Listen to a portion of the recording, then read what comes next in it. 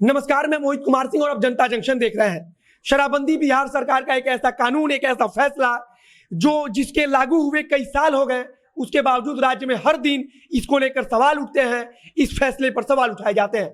कई बार तो सत्ता पक्ष के नेता भी सवाल उठाते रहते हैं। फरवरी में शराबबंदी जो कानून था उसको लेकर कई तरह के सवाल उठे। कारण था कि 24 फरवरी को पुलिस और शराब का खेप इधर उधर पहुंचाने वाले जो अपराधी थे उनके बीच एक मुठभेड़ हुई थी। इस मुठभेड़ में एक पुलिस के जवान शहीद हो गए थे, जिसका जो मुख्य आरोपी जिसका नाम टुक टुक था वो अभी तक फरार चल रहा था। लेकिन इस समय की बड़ी खबर आ रही है कि गुजरात से टुक टुक को गिरफ्तार कर लिया गया है। टुक टुक ये वही मुख्य आरोपी है जिसने 24 फरवरी को शराब कारोबारियों के, यानी कि जो अवैध शराब कारोबारियों का, आप कह लीजिए कि अवैध शराब कारोबारियों का जो धंधा करते थे, उनकी टीम पर छापा मारने जब पुलिस गई तो उसी टीम में शामिल थे दरोगा दिनेश राम, जिनको गोली मारा गया था और वहां पर वो शहीद हो गए थे। उसी का मुख्य आरोपी है उसी घटने का टुक टुक, जो अभी गुजरात से गिरफ्तार किया गया है। आपको बता दें कि 24 फरवरी को मेजरगंज के क्वारी में शराब कारोबारी को गिरफ्तार करने पुलिस की टीम गई थी, जब अचानक शराब कारोबारियों की तरफ से गोलीबारी होने लगी, गोली चलाई जाने लगी, जिसके बाद से पुलिस की तरफ से भी गोलियां चलाई गई। दोनों तरफ से गोली चली, जिसमें एक दरोगा दिनेश राम वहीं पर शहीद हो गए थे। हालांकि इस घटना में एक जो चौकीदार थे लाल बाबू पासवान, उनको भी गोली लगी थी और वे गंभीर रूप से घायल हो गए थे।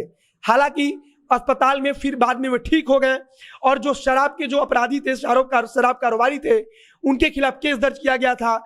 और वहां पर जो एक अपराधी था रंजन सिंह, वहां पर रंजन सिंह को भी गोली लगी और उसकी भी मृत्यु हो गई। हालांकि रंजन सिंह जो आरोपी था, शराब कारोबारी था, उसको गोली किसने मारी यह आज तक साफ नहीं हो पाया है और यह अपने आप में आज भी एक सवाल है। आरोप लगता है कि उस पर गोली पुलिस की तरफ से लगा या फिर उसके ही साथियों ने मार दी, इस बात का खुलासा अभी तक नहीं हो पाया है। इस घटना के बाद से सीतामढ़ी पुलिस ने एक स्पेशल टीम बनाई थी, एक विशेष टीम का गठन किया गया था जो इस घटना में शामिल अपराधियों को तलाश कर रही थी, खोज रही थी। फिलहाल की बड़ी खबर यही है कि गुजरात से जो मुख्य आरोपी है टुक टुक, उसे गिरफ्तार कर लिया गया है और अब उसके गिरफ्तारी के बाद पुलिस को यह आशा है, पुलिस को ऐसा विश्वास है कि जब उससे पूछताछ की जाएगी तो जो शराब के बड़े कारोबारी हैं उन तक पहुंचा जा सकता है।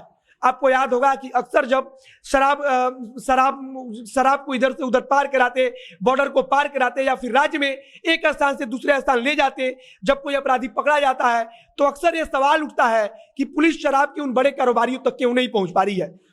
अक्सर यह सवाल उठता है कि पुलिस केवल उन छोटे लोगों को पकड़ती है जो शराब की डिलीवरी का काम करते हैं, बल्कि वो बड़े कारोबारी, वो बड़े शराब के अवैध कारोबारी पुलिस की नजर में आ ही नहीं पाते, जो शराबबंदी का जो कानून है उसको विफल बनाने में सबसे मुख्य भूमिका निभा रहे हैं। फिलहाल जो टुक टुक है, जो आरोपी गिरफ्तार हुआ है, अब उससे अगर पूछताछ होगी तो हो सकता है कि पुलिस को सफलता मिले कि वो शराब के बड़े कारोबारियों तक पहुंचे।